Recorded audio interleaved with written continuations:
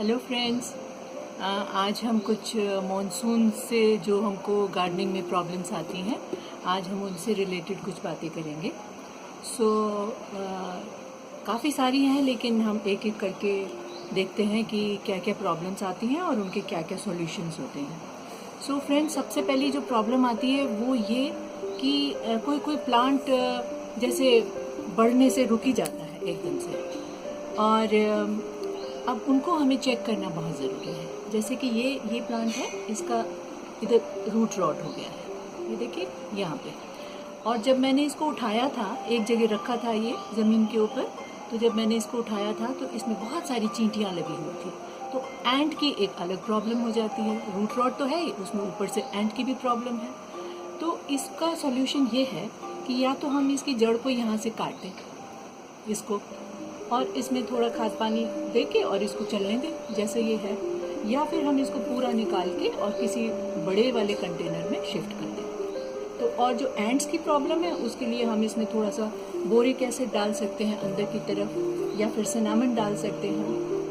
तो boric powder तो मेरे पास अभी है नहीं दिखाने के लिए, लेकिन सिनामन है। सिनामन ऐसा होता है ब्राउन कलर का, तो आप इसको थोड़ा छिड़काव कर देंगे तो इनकी चींटियाँ दूर भाग जाएंगी। और फिर ये भी है, इसको बोलते हैं बेकिंग सोडा। तो इसको भी अगर हम थोड़ा थोड़ा पानी में डाल के और थोड़ा नीम स्प्रे डाल के और इनका स्प्रे वगैरह कर दें, या इसके अंदर मिट्टी में थोड़ा सा डाल दें, तो चींटियाँ थोड़ी दूर हो जाती हैं। अच्छा, दूसरा प्रॉब्लम ये है कि कोई कोई जो प्लांट होता है वो इस टाइप से हो जाता है। जैसे इसका जो मिट्टी है वो सूखता ही नहीं जल्दी से। आप इसको 3 दिन के बाद पानी डाल रहे हैं, फिर भी इसका जो है ड्राई नहीं होता। तो इसका ये है सॉल्यूशन कि आप इसमें जो है कोकोपीट या फिर कोई ऐसा इंग्रेडिएंट ज़्यादा है सॉइल का जो कि पानी को एब्जॉर्ब कर रहा है, रिटेन कर रहा है, तो इसको भी हमें रिपोर्ट करना पड़ेगा। तो ऐसे पौधों को थोड़ा चेक कर लें, और इसका भी थोड़ा सा रूट मैं देख रही हूँ बाहर की तरफ आ रहा है, तो इसको भी, ऐसे पौधों को भी आप रिपोर्ट कर लेना चाहिए हमको मॉनसून के सीज़न में। तीसरा प्रॉब्लम जो हमारा आता है फ्रेंड्स, अब ये देखिए इतना अच्छा मेरा बिगोनिया का प्लांट अभी तक चल रहा है, लेकिन जैसे ही गर्मियाँ तेज़ हुई, ह्यूमिडिटी बढ़ी और बारिशों का मौसम शुरू हो गया, तो इसमें आ गई प्रॉब्लम हमारी स्लग्स की। अब इसमें आपको दिख नहीं पाएगा, लेकिन मैं तो इनको हाथ से ही उठा लेती हूँ, मुझे कोई प्रॉब्लम नहीं लगती है। ये देखिए, ये हैं स्लग्स। तो इनको आप निकाल लीजिए, क्योंकि ये पौधों को जो है अंदर से इनकी लीव्स ख़त्म कर देते हैं, जड़ें खा लेते हैं। तो ये देखिए, एक और इसका छोटा सा बेबी स्लग भी है, इसके साथ ये भी है। हाँ, ये देखिए।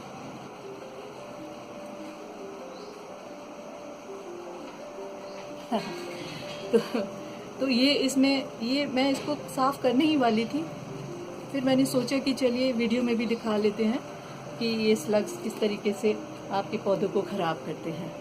तो अब जो है इनका ये निकाल के और इसकी मिट्टी को थोड़ा सा गुड़ाई करके, और क्योंकि ये बेगोनिया जो है ये हमारा कम से कम 1 साल तो चलता ही है, पेरेनियल प्लांट है, तो इसको हमें थोड़ा सा गुड़ाई करके और इसमें थोड़ी सी खाद देके और इसको अलग कर देना चाहिए। तो ये हमारी तीसरी प्रॉब्लम हुई। इन सब में, जिसमें स्लग्स हैं, एंट्स हैं, और जो भी प्रॉब्लम्स आ रही हैं, उसमें हमें नीम का भी स्प्रे करते रहना चाहिए इस मौसम में, क्योंकि पेस्ट भी काफ़ी आ जाते हैं, मीली बग्स भी कई पौधों में आ जाते हैं, तो उनके लिए हम नीम का स्प्रे करते रहें। तो मैंने तो आप देखेंगे कि मैंने तो इतना बड़ा ये कैन लिया हुआ है, आप देख रहे हैं ये कैन, तो मैंने तो इतना बड़ा कैन लिया हुआ है, बिकॉज़ मेरा गार्डन थोड़ा बड़ा है, तो मुझे स्प्रे करते रहना पड़ता है।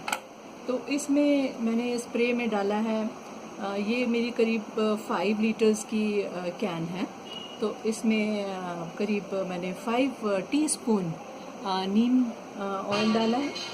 नीम ऑयल, ये इस बार मुझे नीम कवच मिला है, अदरवाइज़ मेरे पास बड़ा अच्छा नीम ऑयल था, 1200 ppm का था, तो ये भी ठीक ही है। तो इसको भी हम 5 टीस्पून मिला लें और उसमें थोड़े से अपना लिक्विड सोप के बूंदे डाल के, और आज ही एक फ्रेंड ने बताया कि उसमें बेकिंग सोडा भी थोड़ा मिला लें तो और भी इफ़ेक्टिव हो जाएगा। तो ये सब मिला के और इन सब पौधों को स्प्रे कर दें, थोड़ा मिट्टी में भी मिक्स कर दें, तो फिर वो जो है ये पेस्ट वगैरह जो है, स्लग्स वगैरह, चींटियाँ, ये सब हम दूर रहती हैं। अच्छा, मैं तो अपने सारे पौधों में आजकल नीम खली या नीम पाउडर बोल दीजिए, ये नीम पाउडर है, ये थोड़ा बारीक क्वालिटी का है। अदरवाइज़ जो बाज़ार में हमको नीम खली मिलती है वो थोड़ी मोटी होती है, ऐसी दाने वाली होती है, बट ये पूरा अच्छा से पाउडर है। तो आप इसको थोड़ा थोड़ा स्प्रिंकल करके और इसको गुड़ाई कर दीजिए। तो ये भी एक तरीके का ये है, एक रोक है। अभी हमारा जो स्नेल है, ये स्लग जो है, ये अब मूव करना शुरू हो गया है। I wish I could show it to you, but I don't know, I want to show it to you. You must have seen it in your garden so many times.